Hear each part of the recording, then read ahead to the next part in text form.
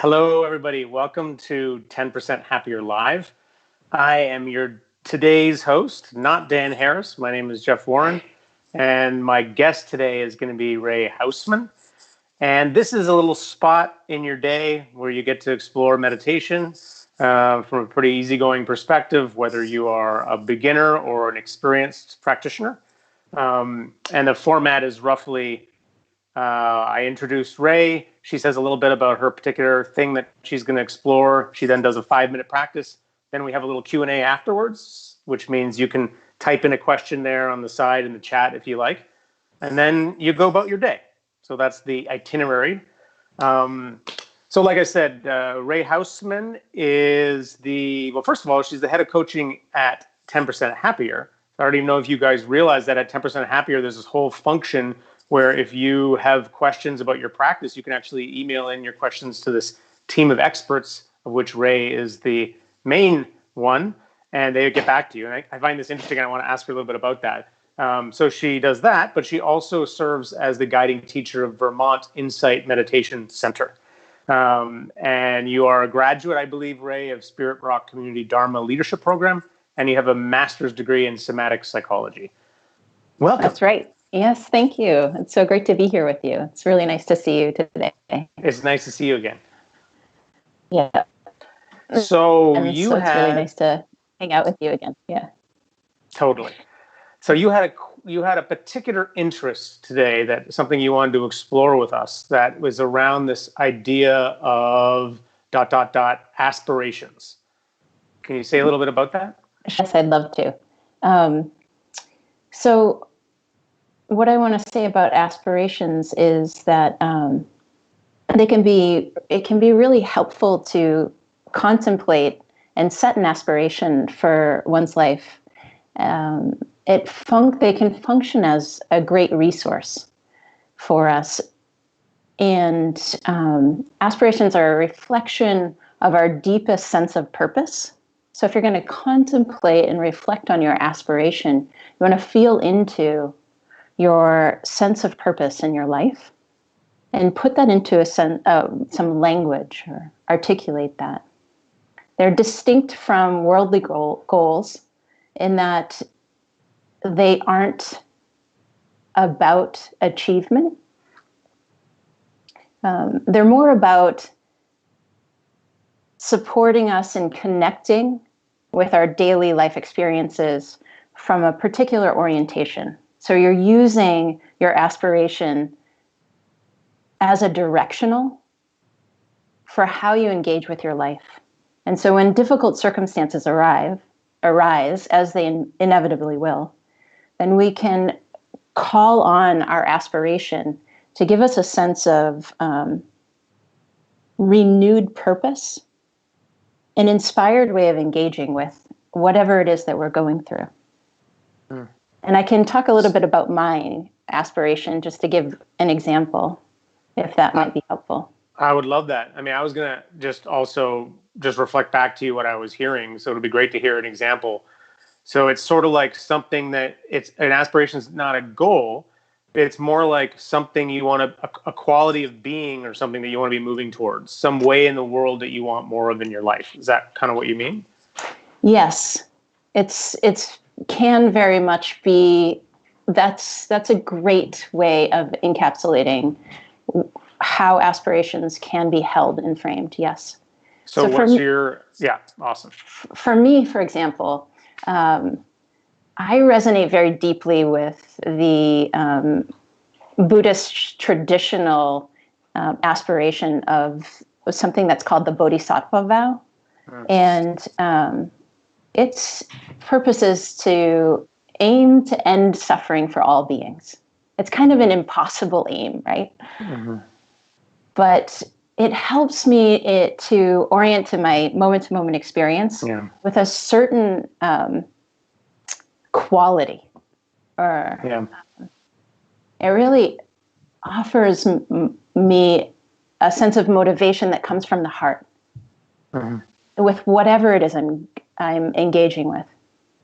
So it's different from a goal in that a goal is achievable, but it can help us engage with our goals with a particular quality.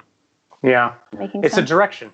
Yes. It's like a horizon line that you're aiming for that orients you in your life. Yes.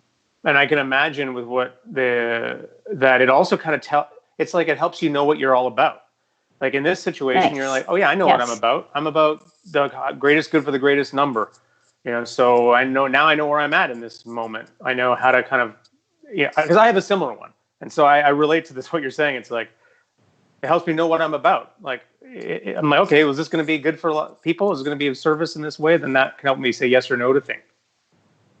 Absolutely. Yes. And then it can also be really helpful, like I said, when we encounter difficult circumstances, like if we lose our job or something, and then there can be a lot of identification with our jobs or our roles in various areas of our lives. But if we tap into our aspiration, then we get less identified with that particular role, and we can feel a sense of motivation to move toward that higher aspiration.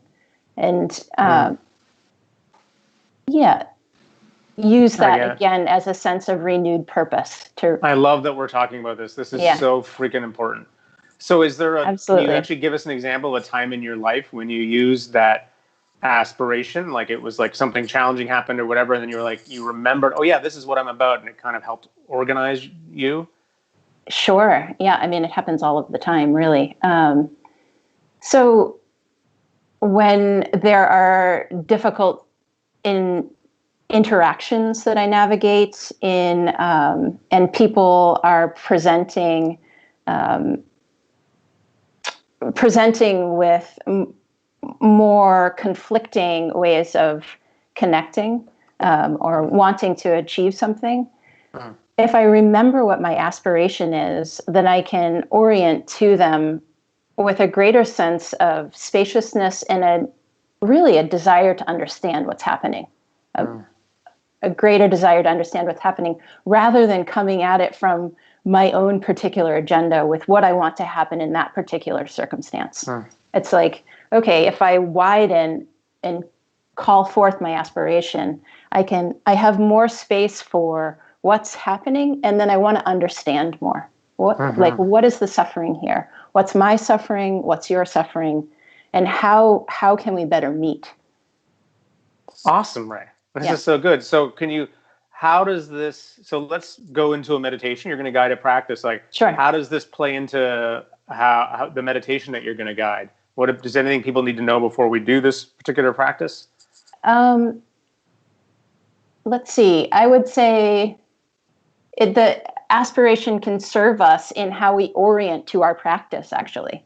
It's not, I'm not going to do anything specific in this meditation that's going to support us in connecting with our aspiration. But if we feel into a sense of our purpose, if you can just resonate with that for a moment and then allow that purpose to guide how you relate to your practice in any practice session, then it can bring a deeper sense of purpose for your practice even. Well, let's do it. Awesome. Right. Great. Okay. So settling in and closing the eyes if that feels comfortable. And as we turn our attention toward our internal landscape, I'll invite you to get a sense for your overall bodily experience.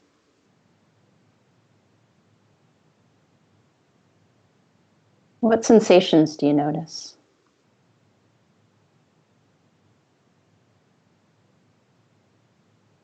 Just giving some time to settle in to a more intimate knowing of the felt sense experience.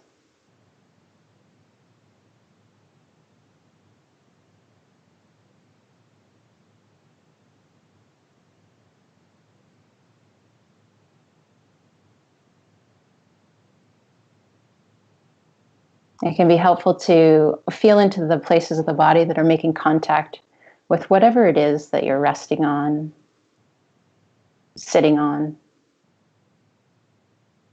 and perhaps feel into a sense of support that can be offered there.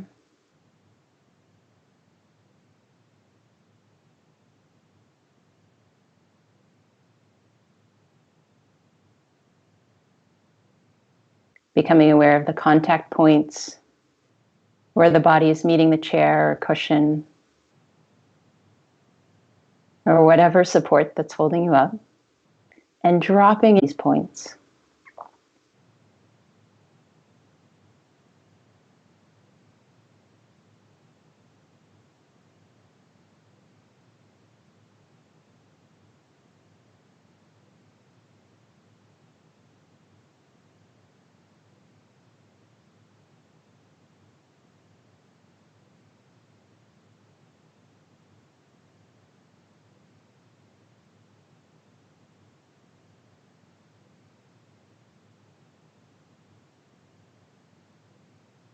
And again, I'll just offer the invitation to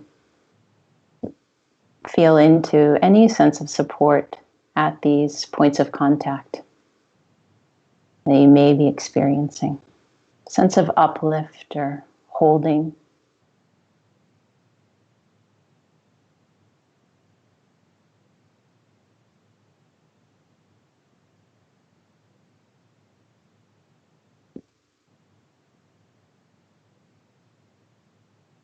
As you feel into the body in this way and the awareness becomes more attuned to the present moment experience,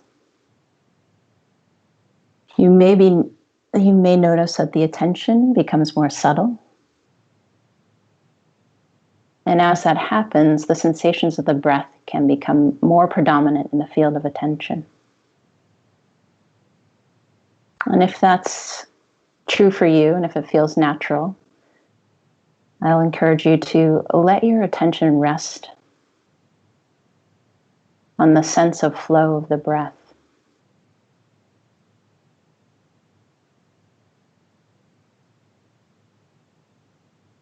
Feeling the sensations.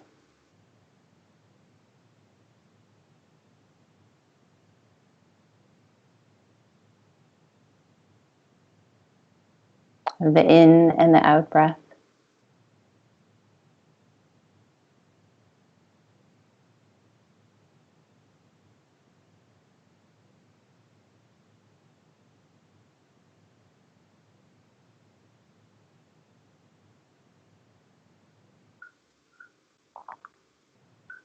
And as you attend to the sensations of the breath, you may notice the body and the mind beginning to settle a bit.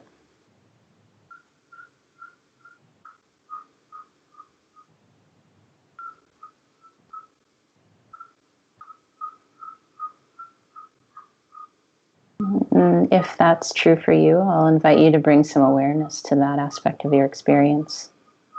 Just noticing any sense of settling or ease that might be happening right now.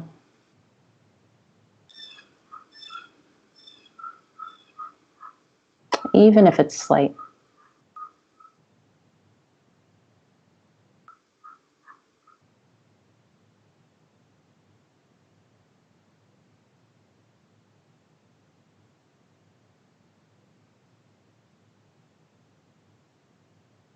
And as you become aware of that ease or a sense of settling, you may notice a quality of spaciousness arising in the mind.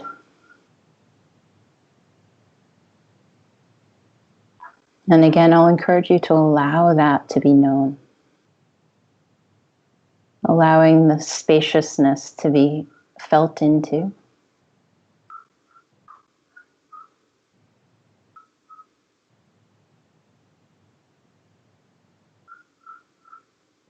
So tapping into that quality as it's arising.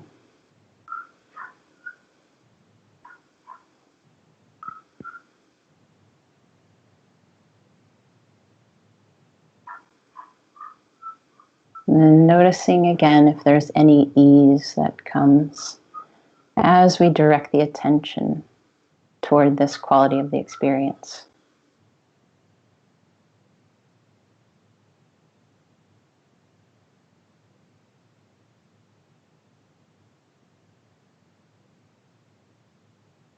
And you can always bring the attention back to the felt sense experience of the body. If you ever feel like you're getting lost, And just allow those contact points where the body is resting on whatever it is it's sitting on to be a source of support, bringing the mind to the present moment experience.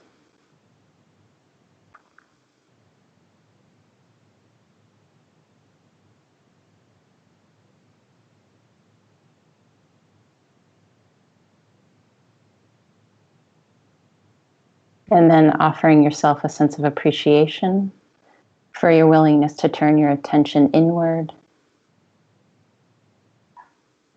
And when you're ready, gently opening your eyes and reorienting to the space around you.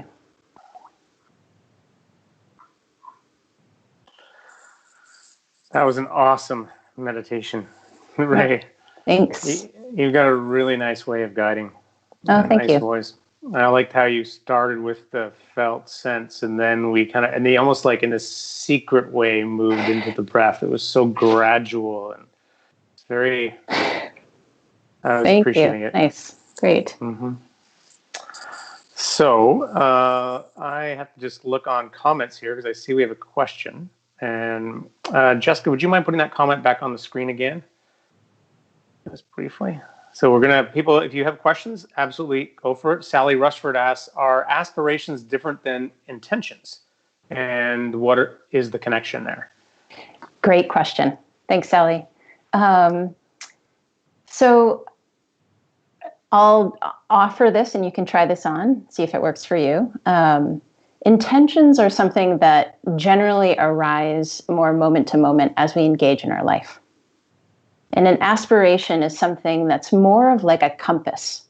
And it is an intention itself. You know, there's intentionality, absolutely, in an aspiration. But it's more of like a long-term, like you said, it's like the horizon, or a compass, like a directional, how we're going to get somewhere. Is we're going to tune into this particular longer-term aspiration. And our aspirations can actually help serve our moment-to-moment intentions. So we can see if our moment-to-moment intentions are aligning with our aspirations, right? Beautifully said. Yes, it's sort of a meta intention. That's exactly right. Yes. Yeah, that organizes all the little intentions, the baby intentions underneath it. It can, and that's the idea, right? So we bring it to mind so that it can call us forward in that particular direction. Excellent. So there's another question here from Stace Williams. I'm going to ask producer Jessica to just pop it up again because it just appears for a second here on my screen. Okay. So how can we use aspirations? Stace asks, how can we use aspirations without attachment to outcome, especially when we're feeling anxious about the future? Yes, that's a great question. Thanks, Stace. And what I want to say about that is that aspirations are not about outcomes. They're about a sense of how we want to be engaging, really. And they're really more about a sense of inspiring an orientation of the heart. So we want to be using them in a way in which they're more uplifting us in our engagement in our daily life, moment-to-moment daily lives, rather than sort of using them as something to compare ourselves to and falling short from or meeting. We feel into them and allow them to. Is this helpful, or is this feeling like it's answering this question? Great. Allow them to inspire us in how it is we engage. So it's not about evaluating ourselves against it at all. And nor is it about a specific outcome. That's exactly right. It's like the famous saying from the Gita, but not being attached to the fruit of your actions. You know, it's like you're not hooked on there being a specific kind of outcome. Rather, it's more like you know how you want to be for all potential outcomes. So you can't get disappointed in a way. Although I guess the question that does come to you though is, what if you're in a moment you aren't living up to your aspiration?